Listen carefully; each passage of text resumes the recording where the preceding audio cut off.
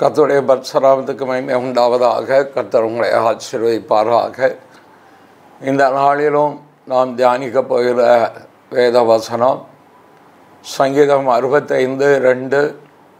ஜெபத்தை கேட்கிறவரே மாம்சமான யாவரும் இடத்தில் வருவார்கள். ஜெபம் செய்வோம். கிருபை நிறைந்த நல்ல தகப்பனே, நன்றியோடு சோதரிக்கிறோம். நீர் ஜெபத்தை கேட்கிறவர்.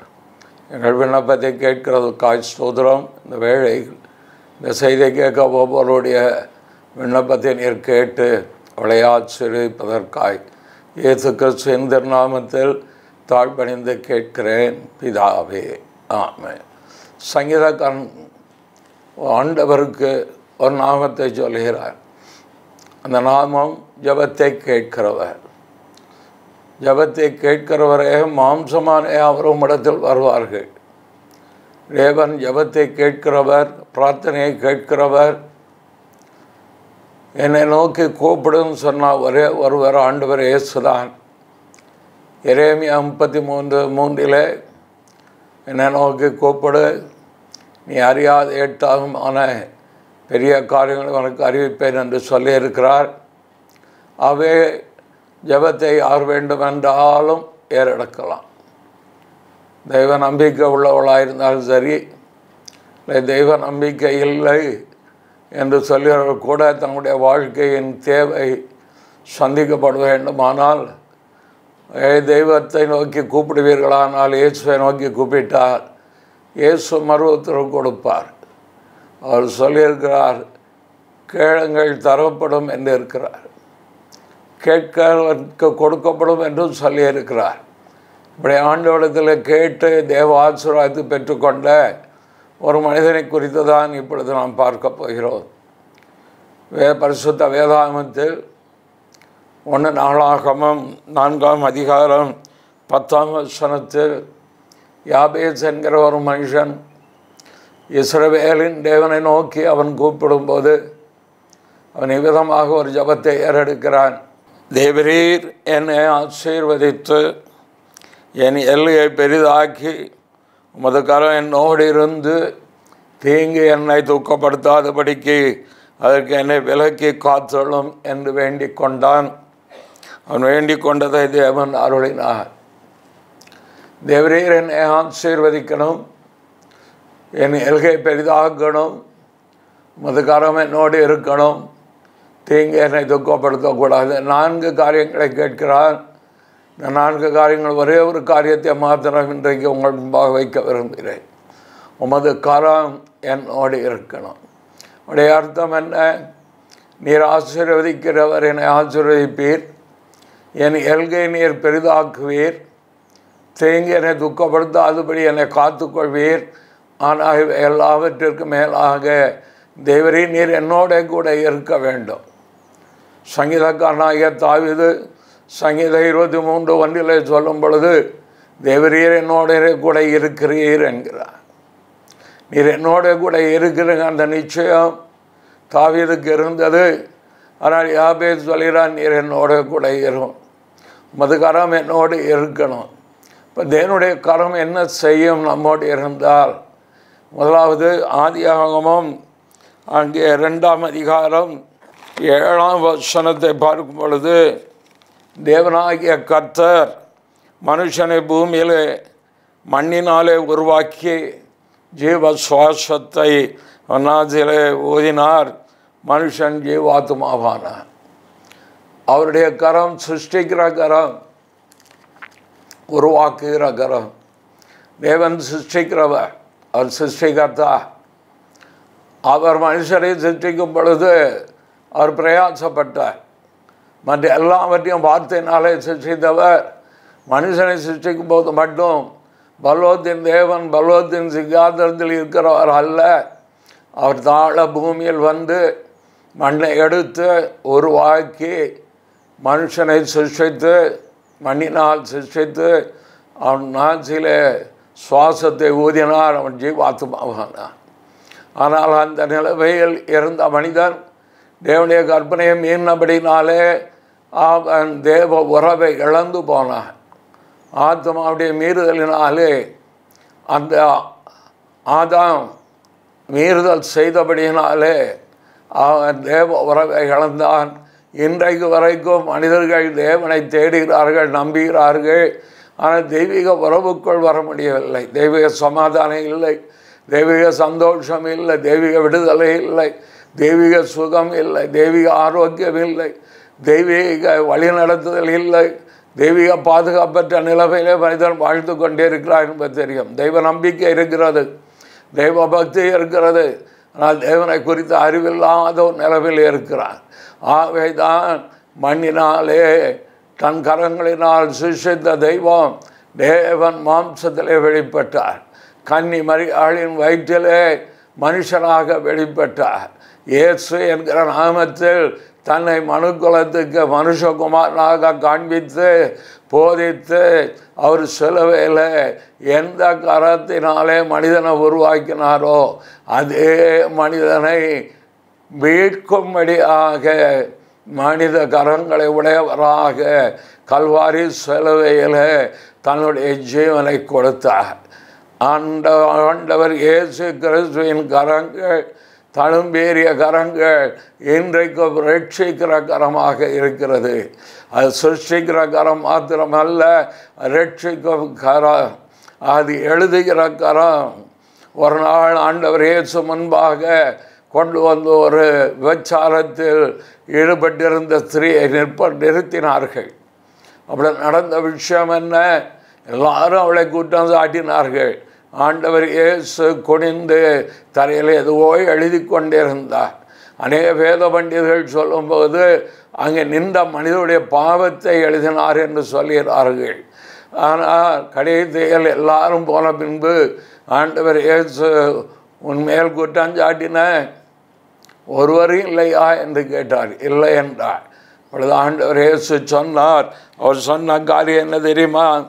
யோவான் எழுதின சுவிசேஷத்தில் அங்கே 8ஆம் அதிகாரத்தில் நாம் பார்க்கும் பொழுது ஆண்டவர் இயேசு அந்த பெண்மணியை பார்த்து அவர் சொல்கிறார், நானும் உன்னை என்ன செய்வது இல்லை, குற்றம் சாட்டுவதில்லை. போ, இனி நீ பாவம் செய்யாதே. யோவான் 8:11 இருக்கிறது. ஆம், அருமையான தேவனுடைய பிள்ளையே, பாவிகளை ரட்சிக்கதான் கிறிஸ்து இயேசு உலகத்தில் வந்தார். உலகம் உன்னங்களை குற்றம் சாட்டலாம், துன்மார்க்கன் என்று சொல்லலாம், குடிகாரன் என்று சொல்லலாம், உங்களை தீமையான மனுஷன் என்றும் சொல்லலாம். உலகம் எப்படி சொன்னாலும் ஆண்டவர் இயேசு கிறிஸ்து இடத்தில் வந்தார்.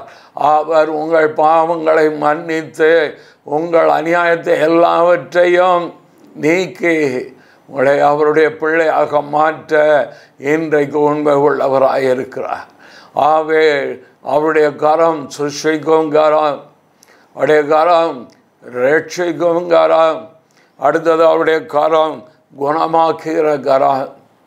மார்க் எழுதின சுவிசேஷம் 1ஆம் அதிகாரம் 41ஆம் வசனத்தில் இயேசு மனதுருகி கையை நீட்டி அவனை தொட்டு, எனக்கு சுத்தம் உண்டு, நீ சுத்தமாக என்றார்.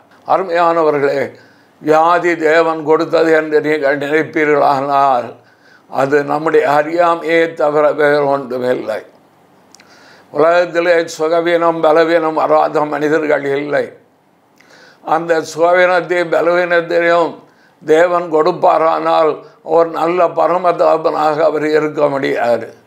பொல்லாதவளாகிய நீங்கள் உங்கள் பிள்ளைகளுக்கு நல்ல ஈவுகளை கொடுக்கும் பொழுது பரமபிதா தம்மிடத்தில் வேண்டிக் கொள்ளுகிறவர்களுக்கு நன்மையான கொடுப்பது அதிக நிச்சயம் அல்லவா என்று சொன்னார் அல்லவா? ஆண்டவர் ஏற்ற செலவில் மறித்தது பாவத்தை சுமக்க.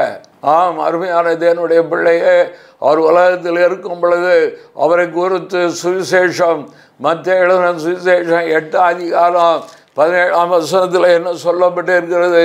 அவர் நம்முடைய பலவீனங்களை ஏற்றுக்கொண்டு நோய்களை சுமந்தார். ஆண்டவர் ஏற்றுவதில் ஒரு குஷ்டரோகி வருகிறார். தேவே உமக்கு சித்தமானால் என்னை சுத்தமாகவும் ஆகும். ஆண்டவர் அவருடைய அறியாமையை பார்க்கிறார்.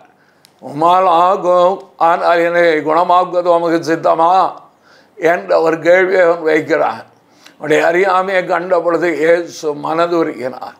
மனதுருகி தன் கையை நீட்டி அவனை தொட்டார். ஒரு குஷ்டரோகி இயேசு தொட்டார் என்றால் உன் வாழ்க்கையில் இருக்கிற வியாதி அவர் தொட வல்லவர். குஷ்டரோகிகளுக்கு சேவை செய்த தெரசா அவர்கள் அன்பின் சொரூபமாக அவளிடத்தில் இருக்கிற அந்த குஷ்டரோகம் பிடித்தவளை சுத்தம் செய்வார்கள் தன் கையினால். ஆண்டவர் இயேசு கிறிஸ்துவோ அந்த குஷ்டரோகியை தொட்டு எனக்கு சித்தமுண்டு, நீ சுத்தமாகு, நீ வியாதி இருப்பது தேவ சித்தம் அல்ல, வியாதியை நீக்கவும் அவர் தம்முடைய ஜீவனை கொடுத்திருக்கிறார். அவருடைய தழும்புகளால் குணமானோம். ஆண்டவர் இயேசு கிறிஸ்து நம்மை குணமாக்குகிறவர். ஒரு அற்புத சாட்சியை நீங்கள் கேட்டிருப்பீர்கள். கேடிகே டிவியில் ராஜம்மாள் என்கிற ஒரு தாயார், அவர்கள் செவ்வாய்க்கிழமை 12 மணிக்கு ஒளிபரப்பான அந்த நிகழ்ச்சியில் அவர்கள் சொல்லியிருப்பார்கள், டாக்டர்கள் கேன்சர், வாயில் உதட்டில் கேன்சர், அந்த உதடு பாதியாக அறுத்து அறுவை சிகிச்சை செய்ய வேண்டும் என்றார்கள். இயேசுவை விசுவாசித்தார்கள், ஆண்டவர் மேல் நம்பிக்கை வைத்தார்கள்.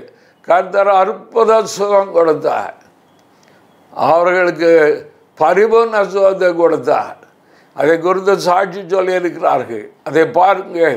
இயேசுக்கு சுகமாக்குகிறவர், அவருடைய கரம் நம்மை சுகமாக்கும்.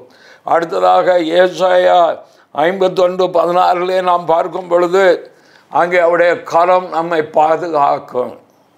அதில் ஏசாயா 51:16 என் கரத்தில் நிழலினால் உன்னை மறைக்கிறேன், நான் உன்னை மூடிக்கொள்ளுகிறேன், உன்னை மறைத்து கொள்ளுகிறேன். எல்லா தீங்குக்கும் பொல்லாப்புக்கும் வன்கண்களுக்கும் பொறாமைகளுக்கும் இயற்கையின் சீற்றங்களுக்கும் நாச மோசங்களுக்கும் பட்டயங்களுக்கும் பிதாதுக்கும் சாத்தானின் தந்திரங்களுக்கும் மனித எண்ணங்களுக்கு அதிகாரங்களுக்கும் உன்னை நான் மூடி மறைத்து கொள்ளுகிறேன். அடக்கழுத்துக்குள் வந்துவிடு, என்னை உன் சொந்த ரட்சராக ஏற்றுக்கொள், என்னை உன் குலதெய்வமாக ஏற்றுக்கொள். உன் பாவத்திற்கான மரித்து வைத்திருந்திருக்கிறேன். நானே வழி, நானே சத்தியம், நானே ஜீவன். என்னிடத்தில் வருவனை நான் பெருமை தழுவதில்லை, உன்னை நான் அரவணைத்துக் கொள்வேன். தாய் தன் பாலனை தேற்றுவது போல நீ எருசலேமிலே தேற்றப்படுவீர்கள். உன்னை என் உள்ளங்கையில் வரைந்திருக்கிற, உன்னை தொடு, என் கண்மணியை தொடுகிறான். இதையெல்லாம் சொன்னவர் ரட்சக பெருமான். அவருடைய கரங்கள் உங்களை காக்கும், என்னை காக்கும். அந்த கருத்துக்குள் வந்து விடுங்கள், அவருடைய செட்டைகளுக்குள் வந்து விடுங்கள். அவருடைய ரூத் ஆண்டவர் இயேசுவின் மேல், இஸ்ரவேலின் தேவன் மேல் அவள் நம்பிக்கை வைத்த பொழுது அவருடைய செட்டைகள் அடைக்கலமாய் வந்த உனக்கு அவரால் நிறைவான பலன் கிடைப்பதாக, நிறைவுள்ள வாழ்க்கை வரும் ஐயா. உங்களுடைய வாழ்க்கை நிறைவுள்ளதாக, சுகமுள்ளதாக, விடுதலை உள்ளதாக, இளைப்பாறுதல் உள்ளதாக, சமாதானம் நிறைந்ததாக, சந்தோஷம் நிறைந்ததாக இருக்க வேண்டும் என்றால் ஆண்டவர் இயேசு கிறிஸ்துவின் நிழலுக்குள் வந்து விடுங்க. அப்படி சேட்டைகள் ஆரோக்கியம் உண்டாயிருக்கும், ரட்சிப்பு உண்டாயிருக்கும், விடுதலை உண்டாயிருக்கும். ஒரு யாபேத்துக்கு பதில் கொடுப்பாரானால் இஸ்ரவேலின் தேவனாகிய கர்த்தர் இயேசுவின் நாமத்தில் உங்கள் ஜெபத்துக்கும் அவர் பதில் கொடுப்பார், உங்களை ஆசீர்வதிப்பார், ஏழ்கையை விசாரமாக்குவார். தீமையினால் உங்கள் இருதயம் துக்கப்படாதபடிக்கு காத்துக்கொள்ள அவருடைய கரம் உங்களை மூடி காத்து கொள்ளும். காக்கும் கரங்களுக்குள் கடந்து வருவீர்களாக. கர்த்தர் உங்களை உங்கள் குடும்பத்தை ஆசீர்வதிப்பாராக. இயேசு ஜீவிக்கிறார், அவர் நேற்றும் இன்றும் என்றும் மாறாதவராய் இருக்கிறார். ஜெபம் செய்வோம். என்னோடு கூட சேர்ந்து நீங்களும் ஜெபிப்பீர்களானால் தேவனுடைய கரம் உங்களை வழிநடத்த போதுமானது. நல்ல பிதாவே, நன்றியோடு கூட சோதரிக்கிறோம், துதிக்கிறோம். உடைய காலம் எங்களோடு இருப்பதற்காய் சோதரம். காயம்பட்டு உடைய கரத்தின் அடைக்கலத்துக்குள் வருகிறோம் ஐயா. எல்லா தீங்குக்கும் எங்களை விலக்கி காப்பதற்காய் சோதரம். நீர் வராமையின் கண்களுக்கும் வன்கண்களுக்கும் கபட நாவுகளுக்கு எங்களை விலக்கி எங்களை நீர் ஆண்டவரை வழிநடத்துவதற்காக சோதரம். யாபே ஜெபித்த பொழுது பதில் கொடுத்த தெய்வம் இப்பொழுது இயேசு கிறிஸ்துவின் நாமத்தில் யார் யாரும் நோக்கி கூப்பிடுகிறார்களோ அவருடைய தேவைகளை நீர் கிருபையாய் அற்புதமாக சந்தித்து தேவரே நீர் அவளோடு கூட இருக்கிறீர் என்பதை உறுதிப்படுத்தி கொடுங்க. அவருடைய இயேசுவின் நாமத்தில் ஆசீர்வதிக்கிறேன். இந்த நிகழ்ச்சியை கேட்கிற ஒவ்வொருவரையும் நீர் உமது கிருபையினால் நிரப்பும்.